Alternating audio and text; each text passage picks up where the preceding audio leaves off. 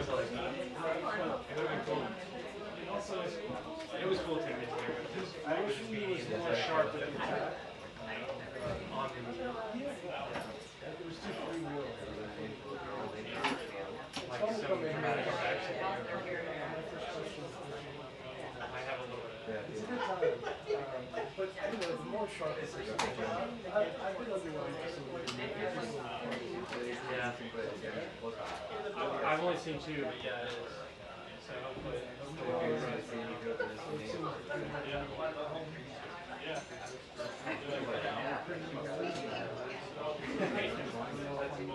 That's true. Like it's like that's true. Fox as well. Yeah. Just wake it.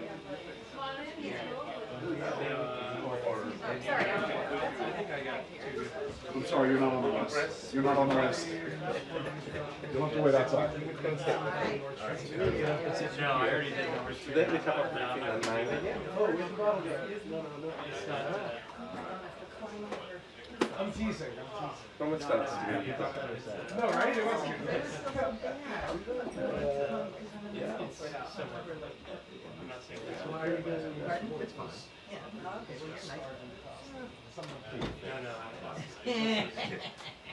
I love him again. After a long day. It's not a sharp attack. How you doing, man? Do me a favor, can you take one of the monitors down? No, we actually have the monitor. our comment section. Just take the one of the, so they can be on process. At least one. Was that, yeah. We have one of them's named Tim. He's also like a finance driver business. Yeah. And then we have Nothing. No, I have a Google 3 when I work on computer science. I want to Gray Zone is very. I think these are the Thailand.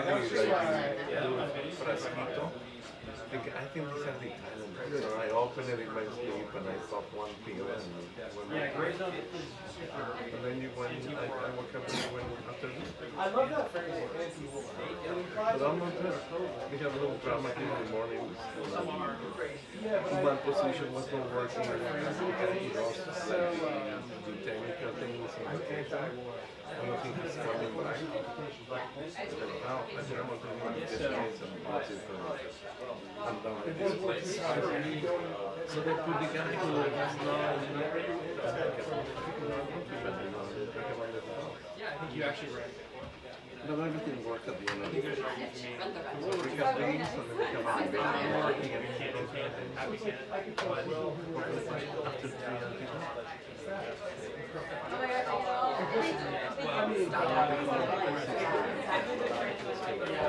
Oh, I see.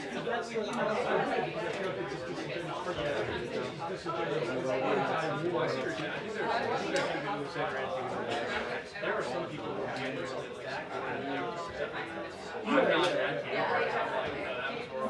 I'm super cynical of I think there are some who are like Jackson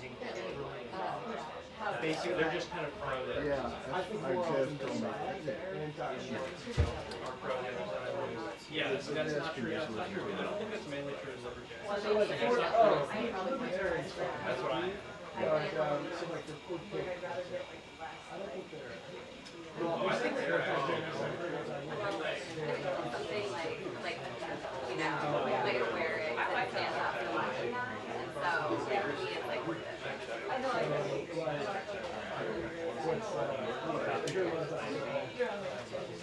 yeah, I know. That's the one problem too. That's why I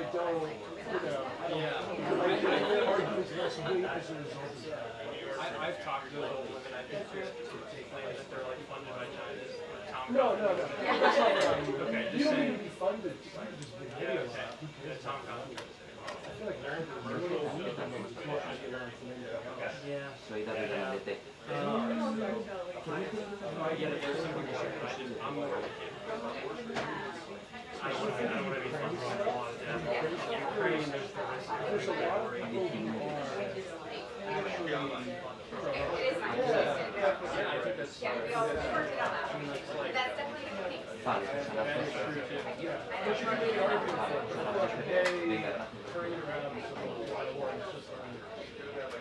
Yeah, there's both. I don't know, are you a soccer? I'm unsure. I feel like he's because he's been all over the spectrum. He's also as long as I can get a shot here. Yeah, he's great. Single dad. But he's extremely looking from a family privilege. He's going to work again. Should work. That's all right. It's not convenient here. That's normal for me. So that's easy. Yeah. Because I took boxes. It's easier for you, it's easier for me. And we all win.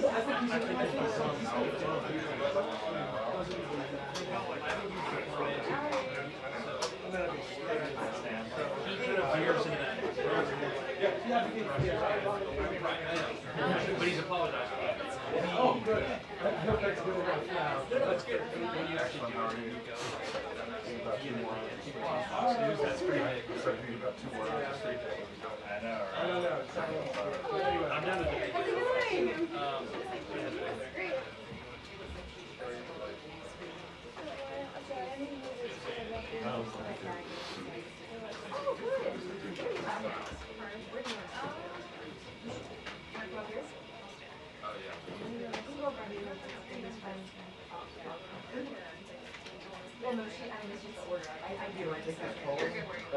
Sure, yeah.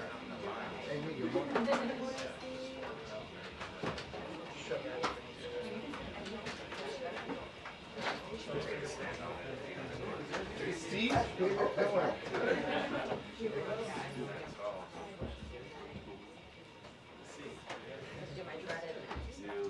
It's in front of everyone.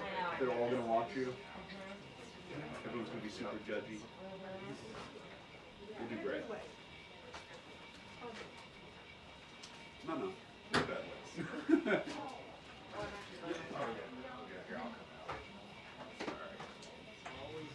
How's your weekend?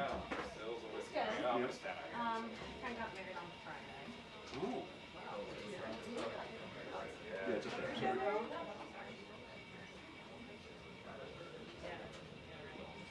Sorry. Here. Yeah, that's what I'm missing. I don't know. I have a question. Which of these vlogs? Yeah, hey, guys.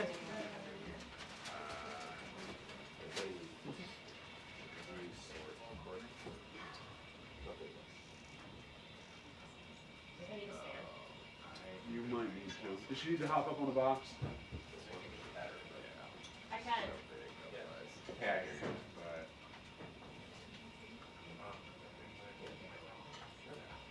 I will. Aaron? Aaron, are you trying that out?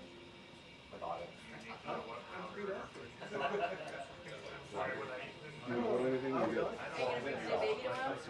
I'm thinking about it from some K Griffin. Please don't fall. You got it. You're going to do great. We believe in you. Starting with 1. You see they're raising the price. Live on it. Understanding is what it would be. But if you're buying more, we'll talk later. Hi, yes I can. Yeah.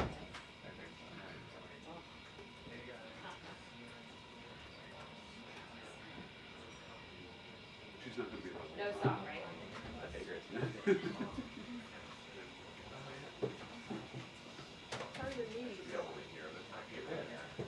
I mean, but you guys need it.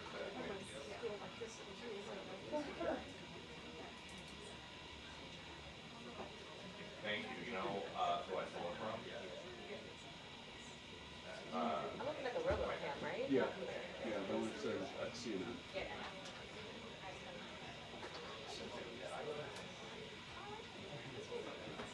Peter's shot's going off the pool, so trying to keep it up.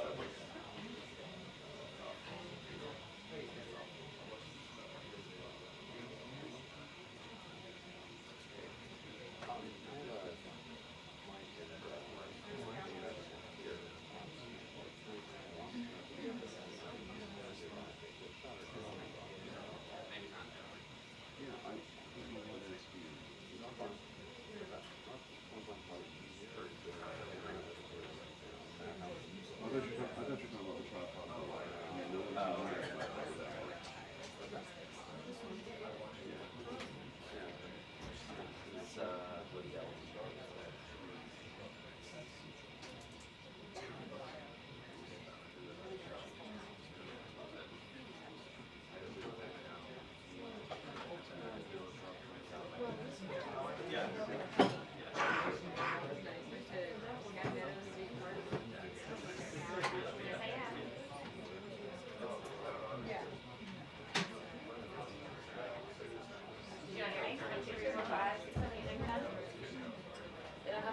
You're on channel 2. Hold up number 2. We're on channel 2.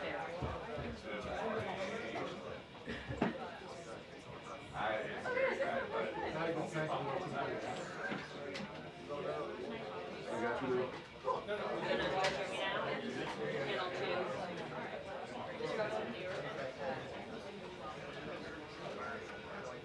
We checked it earlier and they had it. So.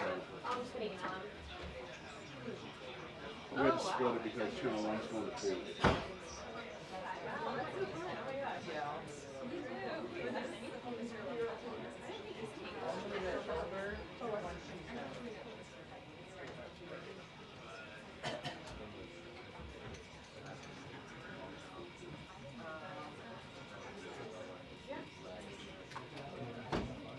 I'm not on for 3 minutes. I think you gotta go by.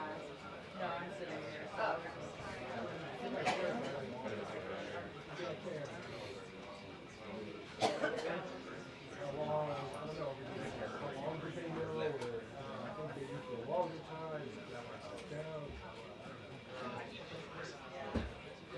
Let me know if they're not hearing you say. Hey, Kelly.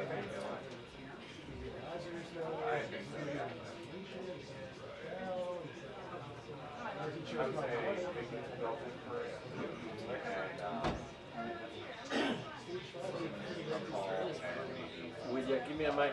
Check.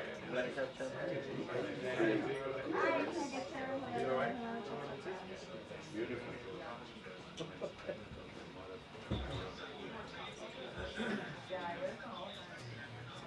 Elena, do they have you? You guys hear me? You got me on channel 2? Yeah. Okay, thank you. Yeah.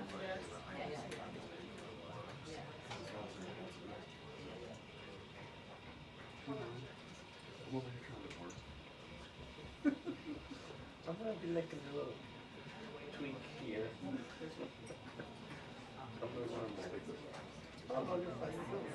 don't even know the camera for swinging to people. So what kind of That's about a good seat. is that trick? Beautiful. What is it? That's 600? 750. My last bike was an Interceptor 600. Oh yeah? I tried to bring him when I moved here in 99. Yeah. So he was like an 87 bike. Yeah. I used to bring him like something going like, Yeah, yeah. That's too quick. I can't do that. That scares me.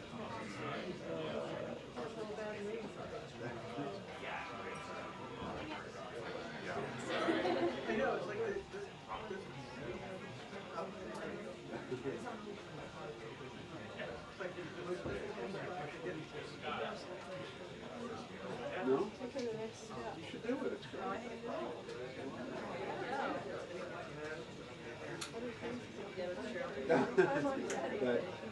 that I understand.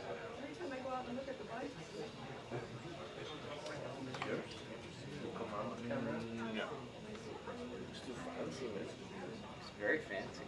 Yeah, look, there's a lot of pressure, John, on this phone call with Russian President Vladimir Putin at 10 a.m. As you mentioned, also speak President Donald Trump with Ukraine's President Volodymyr Zelensky shortly thereafter. So there's no question that Trump administration officials and even the president himself have grown increasingly frustrated with Putin in recent weeks. And really, I think a key goal today with this phone call is to decide whether or not the deal is still viable. Now, we did hear the president this weekend kind of express optimism. He also said that he needed to sit down or at least have a direct conversation with the Russian president to determine what a path forward could look like. But all of this, these calls today come after we know that one, as you mentioned, Ukraine is now accusing Russia of launching its largest drone attack on its country since the war began. It also comes after Putin did not show up to Turkey for a meeting that he actually proposed in the first place. Instead, Zelensky and Ukrainian representative met with Russian representatives. And we also know that Zelensky met Vice President J.D. Vance as well as Secretary of State Marco Rubio yesterday in Rome. Now, we did hear from Rubio yesterday on this essentially said that the key goal today is to determine whether or not how they describing it, passing them along, and again, whether or not there is actually value in continuing these talks with Russia to determine if there can be peace next year. And that was one of the key questions of the briefing with White House Press Secretary Karoline Leavitt and Secretary Leavitt shortly. I also just want to mention one key thing as well, is that we know there's a lot of discussion building in Congress, but also the United States working with allies about placing more aggressive sanctions on Russia. Senator Lindsey Graham has teed up a package to do just that. Congress is expected to consider that soon. I think the key question is, if today's call does not go well, how will President Donald Trump react? Will he support such a move, a lot riding on these talks?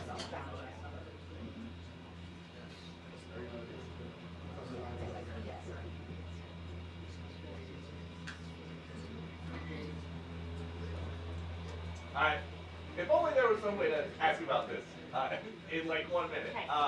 We know that you put out a Truth Social, just saying that he hopes that everything is okay, but we don't know about any phone calls. Okay, cool. Yeah, just let me know. I'll have my phone and I can pop right back up for the same shot. Okay, thanks. Yeah.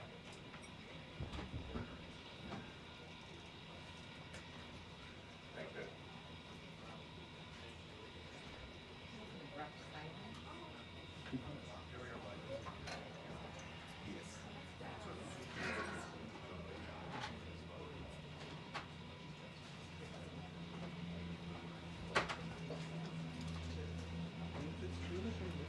Nice working.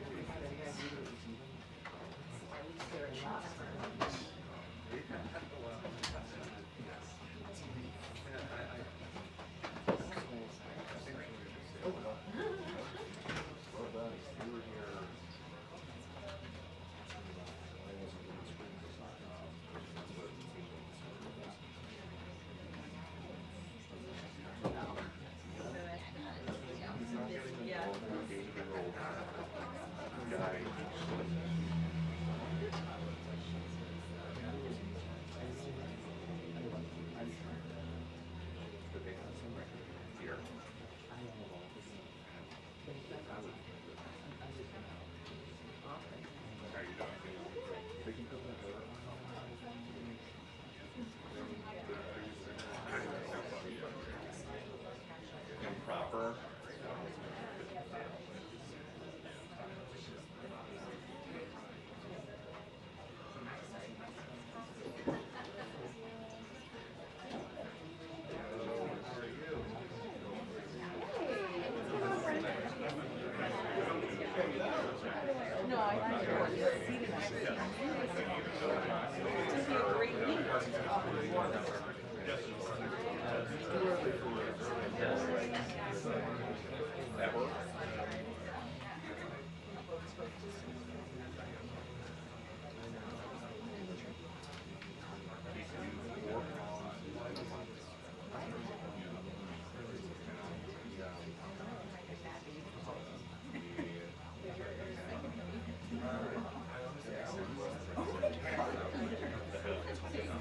He's here 4 weeks.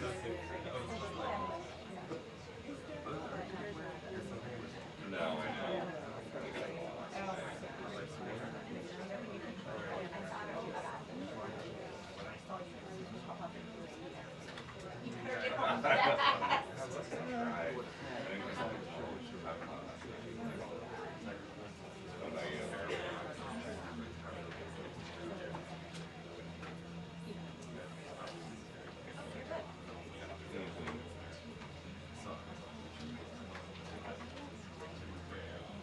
Oh yeah. Oh yeah. I know I was tired last night. I didn't even reply. And when I woke up, sitting up, there's like an hour left. Like, great. Yeah.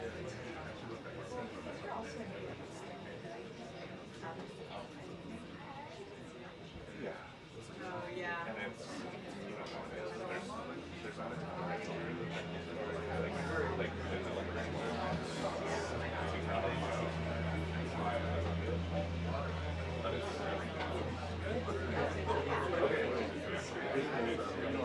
Yeah.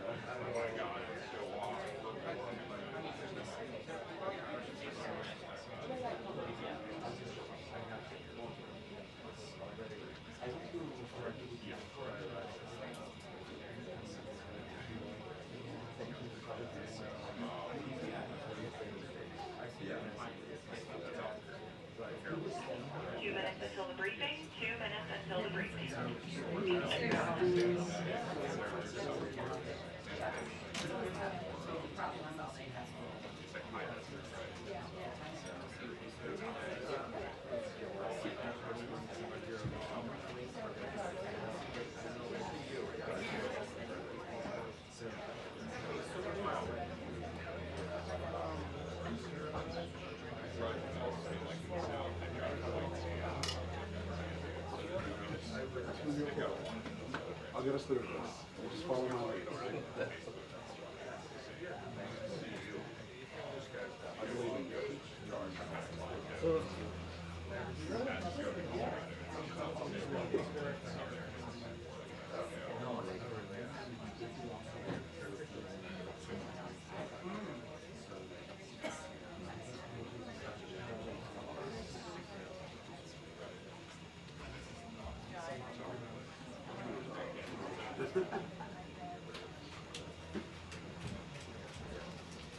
Good morning, everybody. Thank you for joining us early today. We have a very busy day, so we wanted to kick off the week right this morning after a great trip last week. It's good to see all of you back in Washington. This afternoon in the Rose Garden, President Trump, alongside First Lady Melania Trump, will sign the Take It Down Act into law. First Lady Melania Trump was instrumental in getting this important legislation passed. The Take It Down Act will protect victims of digital exploitation, hold internet platforms accountable by requiring them to remove such imagery from their platforms, and provide justice for victims by allowing prosecutors to go after those who publish non-consensual, explicit images online. The First Lady met with members in the House and the Senate, survivors and their families, and advocates throughout the process to get this bill across the finish line. We are grateful for the First Lady's hard work and dedication to this issue. And moving forward, she will continue to champion the well-being of our nation's children through her Be Best agenda. I know the President looks forward to signing that bill into law later this afternoon, and we will see you all there. In other news, the One Big Beautiful Bill passed the House Budget Committee last night, bringing it one step closer to final passage. The One Big Beautiful Bill is perfectly named because it represents a once-in-a-generation opportunity to deliver on the Make America Great Again agenda responsible for President Trump's landslide victory on November 5th. The America First policies in this bill are the reason why Republicans currently have the majority in Congress right now. Passing this bill is what voters sent Republicans to Washington to accomplish. And that's why it's essential that every Republican in the House and the Senate unites behind President Trump and passes this popular and essential legislative package. This bill will be the single most pro-small business, pro-family, and pro-American worker legislation ever. This bill will give Americans the largest tax cuts in our nation's history. When Republicans pass the bill, Americans will be keeping more of their hard-earned money and taking home much bigger paychecks. The One Big Beautiful Bill will deliver some of President Trump's central campaign promises. No tax on tips for our hardworking waiters, waitresses, and service workers. no tax on overtime for our law enforcement officers, our firefighters, and all those Americans who are putting in extra hours to make ends meet.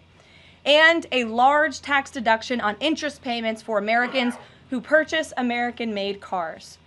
Despite desperate Democrat lies, the biggest beneficiary of this tax cut will be working-class Americans and their families.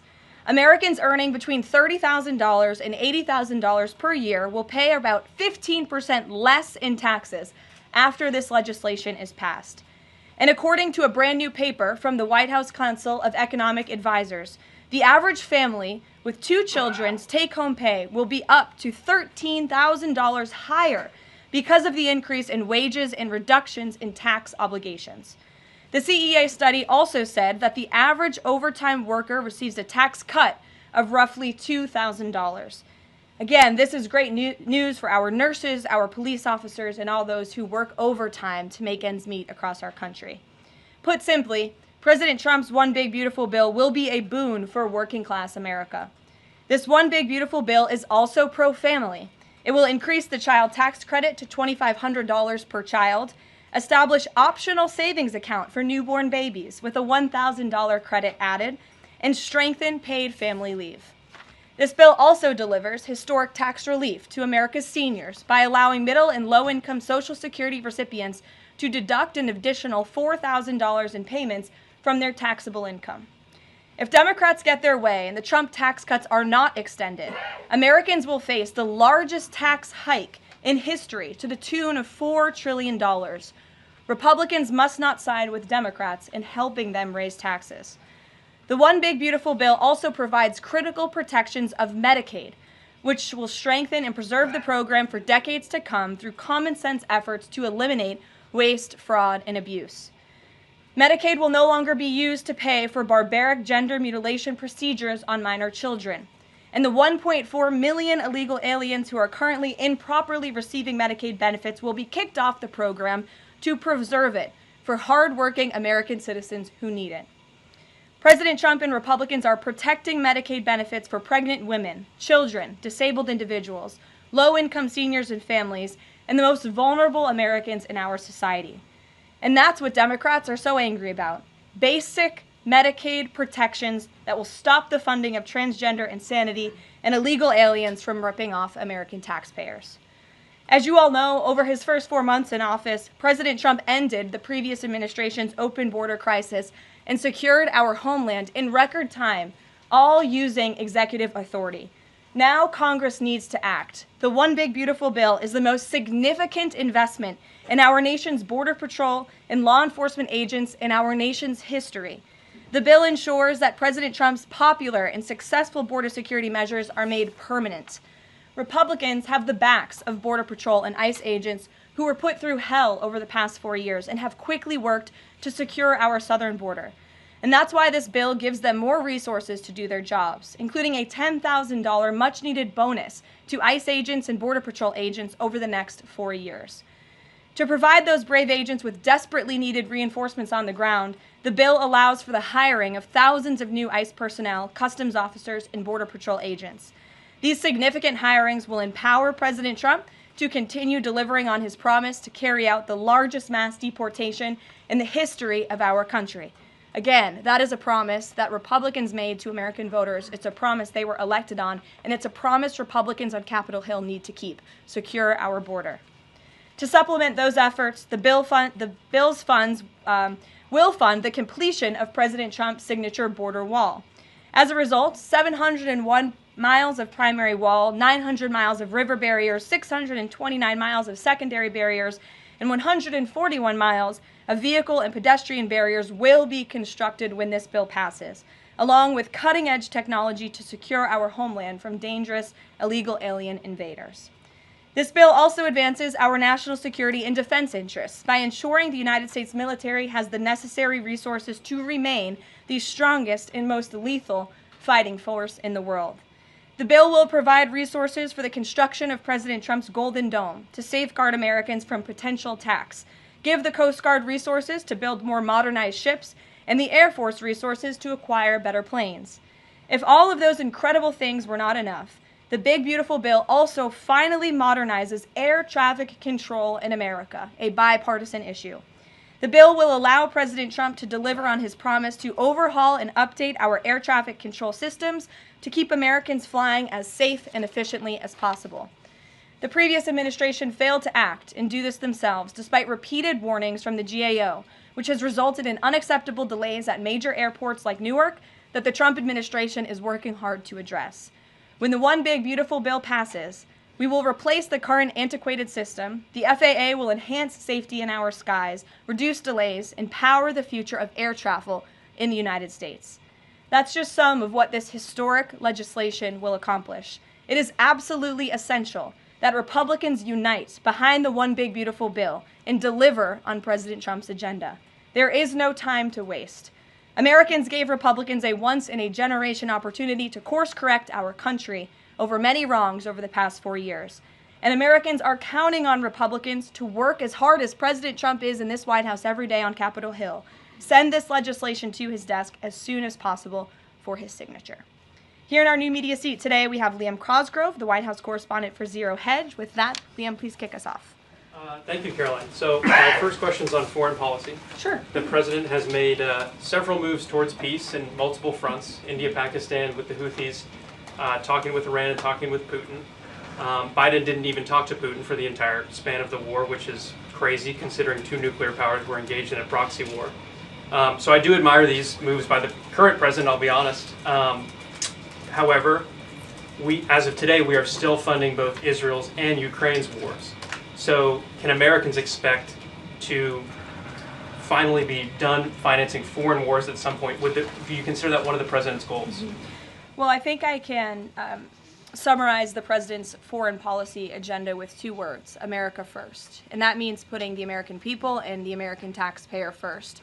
And that's why the president is moving as quickly as he possibly can and working overtime to end these conflicts in both Israel and in Gaza, and also the Russia-Ukraine war. As you all know, the president will be speaking with Putin at 10 o'clock. He plans to call President Zelensky when that call concludes. I spoke to the president about that call at 10 o'clock. I don't want to get ahead of those very important conversations, but of course you will hear directly from the president or me after those calls conclude today. So you can expect that. As for Israel and Gaza, the president continues to not only himself but his national security team engage in talks on both sides of this conflict. The president made it very clear to Hamas that he wanted to see all hostages released. And last week, when we were flying out of town, there was great news on that front with the return of Eden Alexander, who is the last remaining hostage in Gaza. So to answer your question, the president is always thinking about the American people, the American taxpayer first. He wants these conflicts to end, not just to save money, but most importantly, to save lives. Thank you. And my only other question for you is, so over the weekend, President Trump posted to Truth Social a video highlighting what most people call the Clinton body count, which is the strange number of suicides that seem to happen in Clinton circles. I have a headline here from the Washington Post that said, Trump peddles false conspiracy theories tying the Clintons to several deaths. So I just wanted to highlight real quick, this wasn't in Trump's video, but this is from the Arkansas Times, and it's the death of Mark Middleton, who was a former Clinton White House aide, who was found dead on a Clinton Foundation property. And I'll just quote from the Arkansas Times. Middleton apparently shot himself in the chest with a shotgun and also hung himself from a tree with an extension cord. So I have no idea how somebody commits suicide that way, but if the Washington Post is here, maybe you can enlighten us as to how that was actually a suicide. So anyways, that's just a lead into my question about the most famous Clinton-related suicide, which is that of Jeffrey Epstein. There's still a lot of questions around that case. You've released phase 1 of the Epstein files.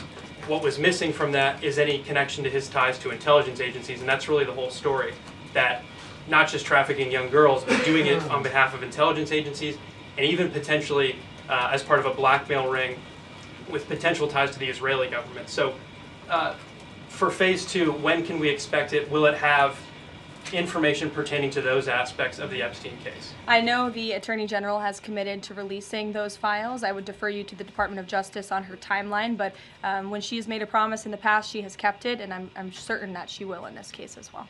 Rachel. Thanks so much, Caroline.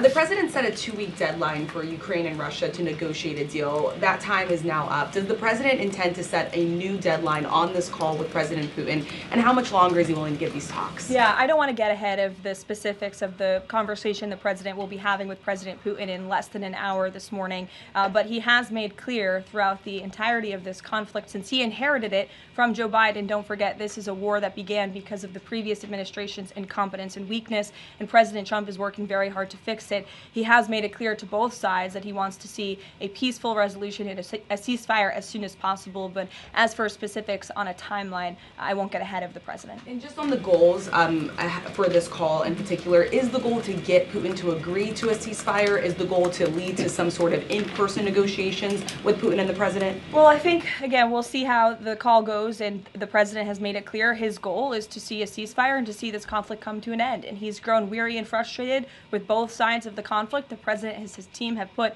an enormous amount of effort in solving this very complicated war that, again, began because of the last administration's weakness. Does he still want to meet Putin personally? I think the president would certainly be open to that, but let's see how this call goes today. What's the status of the secondary sanctions package? The president's been talking about that. You haven't imposed them yet, but is that still on the table? I think everything's on the table, yes, and again, I won't get ahead of the president in any commitments or decisions, but certainly it's something he's been looking at and discussing. Elaine. Hi, Ken. I want to ask you about the House budget bill. So does the president agree with Republicans behind this bill that Medicaid work requirements should be implemented as soon as 2026? So the president wants to preserve and protect Medicaid for Americans who this program was intended for, the most vulnerable in our society: pregnant women, low-income families, seniors, those who truly need these benefits. And it should be going to people who physically cannot work. We want to see able-bodied Americans at least working 20 hours per week, whether that's part-time or full-time, whether that's even looking for work or volunteering for 20 hours a week if they are receiving Medicaid. These are common sense provisions. These are common sense changes that were actually introduced by former Democrat President Clinton. They've been supported by every Democrat president since, including the previous president, Joe Biden. But again, these are common sense reforms to ensure that those that this program was intended for receive those benefits. And then just a quick follow-up. Is the president okay with this bill adding to the deficit? This bill does not add to the deficit. In fact, according to the Council of Economic Advisors, this bill will save $1.6 trillion. And the president absolutely understands and hears the concerns of fiscal conservatives and of Americans who want to get our fiscal house in order. That's what the intention of this bill is. There's $1.6 trillion worth of savings in this bill. That's the largest savings for any legislation that has ever passed Capitol Hill in our nation's history. The next bill that even comes close was $800 billion. That's less than half of the savings that we see in the One Big Beautiful Bill. And so the goal of this bill is to produce economic growth, to cut taxes, and to get our fiscal house in order. And this is the right step in the right direction towards doing that. Thanks. Edward. Yes, thanks. And then I'll go to you. Thanks, You're welcome. I want to get the president's reaction to Moody's downgrading the credit rating of the United States. Sure. Well, look, the president talked about this over the weekend. The Secretary of Treasury also talked about it. When you look at the world has confidence in the United States of America and our economy once again. The president just last week secured trillions of dollars in investments from countries in the Middle East. We have seen trillions of dollars of investments flowing into our economy since the president took office. That is because America or people around the world have confidence in the United States of America. And if you also just look at the raw economic data that we're seeing, last week when we were out of town, inflation dropped once again. Oil prices are dropping, gas prices are dropping. The president has added nearly 500,000 jobs to the American economy already. So there's a lot of optimism in this economy, and the president disagrees with that assessment. And I want to ask you one more thing, if I could. On your Middle East trip, the United Arab Emirates is getting some of the most advanced AI chips, and there's agreements there. The UAE is the newest member of BRICS. Is there a concern from the president that those chips and the technology will pass through to China, India, Russia, and Iran? part of going to the Middle East was to ensure that the United States, that this part of the region, our Gulf partners, know that the United States of America is there for them again, and that they should be investing in the United States, not in China. And these AI agreements, particularly the one the Secretary of Commerce signed in the UAE, has security guarantees to ensure that China is not getting the advantage, but the United States is getting the advantage when it comes to AI, and that the UAE and the U.S. are working hand in hand together to invest in this space. So read the agreements, there are security guarantees, and this was a great trip for the country, no doubt. Go ahead. Thanks, Caroline. Prime Minister Netanyahu of Israel has said today that Israel will take control of all of Gaza. Is that a goal that President Trump is comfortable with, or that he supports? I'll have to talk to the president about those comments as they just came, I believe, from the prime minister this morning, and I'll let him speak on that. The president has made it very clear he wants to see this conflict in the region end. He wants all hostages to be released. He was pleased that Eden Alexander was returned home safely to his loving family. The president spoke with Eden directly while we were traveling to the Middle East last week. As for the prime minister's comments, I'll let the president himself respond to those. Sure. Two questions. One, how involved does the president intend to be directly in talking to House members about the bill over the next couple of weeks or the next week? Sure. Well, over the weekend, the president was in direct conversation and communication with the Speaker of the House. He's been very involved. He always is. He's willing to pick up the phone when he is asked to. So he'll continue to be very engaged in this process with both House members and his friends on the Senate side as well. And on former President Biden's cancer diagnosis, the president put out a very nice message on Truth Social. Has he talked to President Biden directly? Does he intend to call? What does he intend to say directly? Not to my knowledge. I don't believe they have spoken, but I'm sure the president would be open to doing that. I spoke to him last night about the former president's cancer diagnosis, and the statement that he put out was the initial reaction he had with me on the phone as well. Peter. Follow up on former President Biden. White House doctors may have missed the early stages of his prostate cancer. So is President Trump worried about the quality of care that presidents get here? Not as far as President Trump is concerned. The White House physician we have here is phenomenal, and the team of physicians that take care of the president, particularly at Walter Reed Medical Center, are great. The president had his physical recently, as you know. He had perfect results. He's in very good shape. I think those of you who traveled to the Middle East with us last week can attest to the president's endurance. And by the way, I will add, we returned home from a very long and tiring trip last week, and on Saturday, where was the president? In the Oval Office working all day. He doesn't stop, he doesn't quit, he's in great health, and he trusts his physicians. Two more things. Putin ghosted everybody at these peace talks last week. As President Trump phones him today to try to figure out an end to the Ukraine war, does he think that Putin is the good guy or the bad guy? I'll let the president speak on that conversation later. He's made his feelings about both sides of this war quite clear throughout it. He wants to see it end. And Annie, the last one, what does President Trump mean when he says that Taylor Swift is no longer hot? Look, he is speaking about Taylor Swift's political views and how perhaps it has impacted the support of the American public for her work, and I will leave it at that. Annie, go ahead. Thanks so much, Caroline. I'm just going back one more time to the White House Medical Office, because there seems to be some question about this with regard to President Biden's screening. Can you say whether or not President Trump is screened for prostate cancer as part of his physical? To the best of my understanding, he is, but we can certainly check in with the White House physician and go back and look at that physical report. And then just one other question.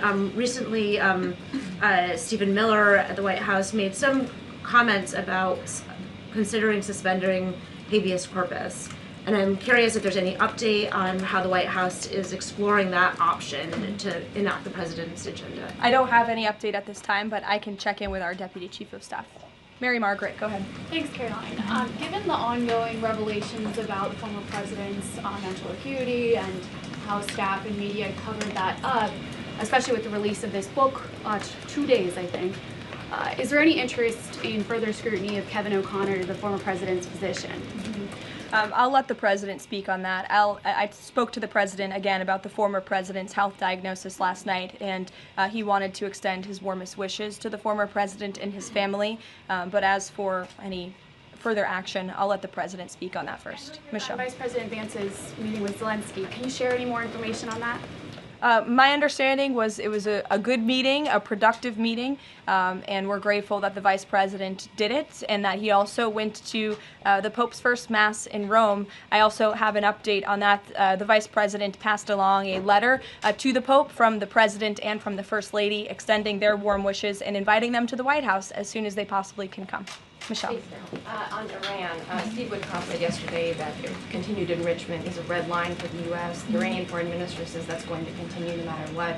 How committed is the U.S. to that red line, and what's the next step for the next round of talks? We are 100% committed to that red line. The President, Special Envoy Witkoff, Secretary Rubio have made that incredibly clear, not just to the American public, but also in those discussions that Special Envoy Witkoff has had directly with the Iranians. And the next round of talks? I don't have an update for you, but we can get one. To the back row. Go ahead. Thank you, Karoline. South Africa's president says he's going to come to the White House to meet with President Trump on Wednesday. What are the president's expectations for that trip? And South Africa's president recently said he believes the folks that have been resettled here recently are cowards running away from problems in South Africa. Does the White House have a response to that? So I did see the South African president put out that statement. I want to confirm on our end with our Secretary of State and National Security Advisor, and we'll get back to you on that. Monica. Thanks, Caroline. You mentioned the President and the First Lady are signing the historic Take It Down Act this afternoon. I'm curious to know, what are some of the repercussions or consequences for these online platforms or perpetrators that won't comply with the act? Well, what this bill does, it takes the initial step to ensure that prosecutors are able to take down, that's why it's called the Take It Down Act, platforms that are allowing this sexually explicit content on their platform. So it gives them more leeway to go after them as they see fit. But as for specific repercussions, I would defer you to the Department of Justice of how they plan to implement this bill once it is signed later today. Brian. Yes, thank you. You said in your opening statement you talked about this MAGA baby savings account. Exactly how would that work? Who would be eligible for it? I'm assuming women would be eligible for that. Yes, so one of the provisions in the One Big Beautiful Bill, as I said, this is a very pro-family piece of legislation. Not only does it increase the child tax credit, but it also includes MAGA baby savings accounts for children that are born before January 1st, 2024, under 8 years old, U.S. citizens, and have at least one parent with a valid Social Security number.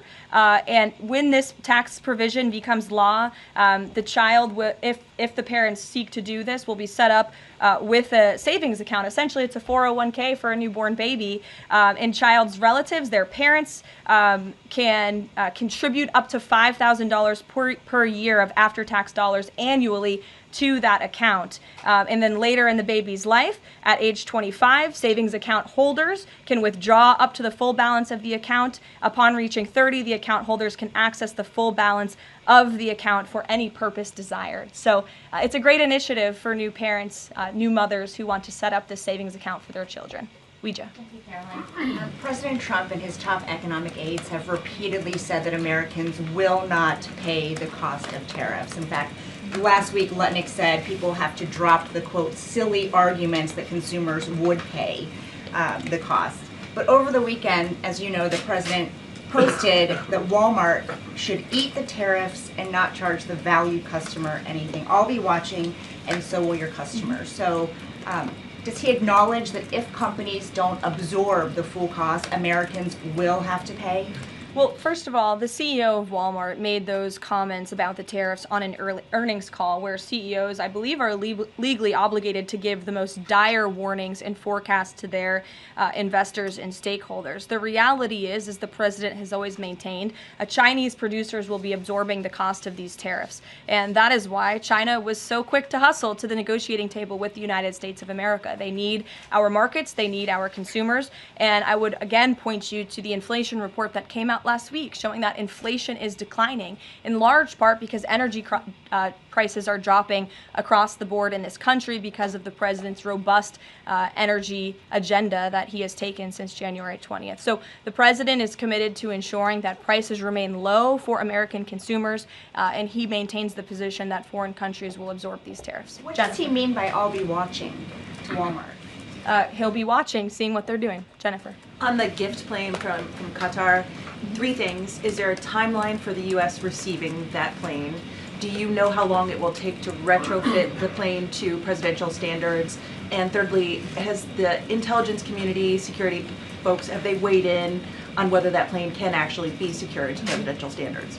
I'm glad you brought up this question because I was watching the American press spew a lot of misinformation about the plane donation last week when we were abroad. Let's be very clear. The government of Qatar, the Qatari family, has offered to donate this plane to the United States Air Force, where that donation will be accepted according to all legal and ethical obligations. It will be retrofitted to the highest of standards by the Department of Defense and the United States Air Force. This plane is not a personal donation or a gift to the President of the United States. And everyone who wrote that last week should go and correct their stories because this is a donation to our country and to the United States Air Force. As for a timeline, because it is the United States Air Force that is accepting the plane, I would defer you to them for specifics because the President, frankly, has nothing to do with it. It's the Air Force's project to take on. Sure. Elizabeth. Thanks so much, Caroline. Did the president call fiscal conservatives who were hesitant to vote for the big, beautiful bill? And if so, what did they say? What did he say? I don't reveal the president's private discussions unless he gives me the liberty to, but he has been engaged in this process. He spoke to the Speaker of the House, and he will continue to make those phone calls if it's necessary for him.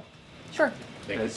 Thank you, Caroline. I'll go to both of you. Go ahead. Thank you. Any updates on Greenland? Will the president be making any trips, and do we have any details you can share with us? I don't have any future foreign trips to read out for you. We just returned home from one. But the president maintains the reasoning for Greenland's strategic purposes in the Arctic, and he continues to remain committed to the idea of obtaining Greenland in whatever means we can to advance our national security interests in the region.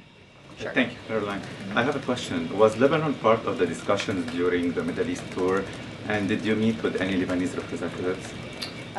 To my knowledge, the president did not meet with any representatives from Lebanon, although he did talk about the election that they recently had there and how he hopes that Lebanon can come to a more peaceful place in their country and that we drive out Hezbollah, Iranian-backed Hezbollah proxies in Lebanon to ensure peace and prosperity in that country and also for the greater Middle Eastern region. And I would just add to that before I wrap up, because the president's call will begin in a few minutes. The president's historic tour to the Middle East last week truly reset our foreign policy agenda in that region. I think actually, in fact, the Washington Post had a headline, President Trump remakes U.S. foreign policy in the Middle East. And that's absolutely true. He took a courageous and bold step to lift sanctions on Syria. He strengthened our ties with our Gulf partners, and he put Iran into a very difficult position because the United States of America is back. And I will summarize the president's trip with an anecdote that I heard directly from a member of one of the foreign delegations. I asked him how hopeful their country was when they learned President Trump won the election. And he told me when President Trump won the election, it was like the lights turned on in a dark room. For the past 4 years to the rest of the world, America was dark. We were unresponsive. We did not pick up the phone. We did not return calls. All of that has changed under the leadership of this president. And I think the world saw that last week with this historic and wildly successful trip. And the work continues. The president will be speaking to President Putin at 10 a.m. and we'll have a readout for you after that call. And we'll see you in the Rose Garden at 3 o'clock. Thanks, guys. Thanks, Caroline. Thank you, Caroline.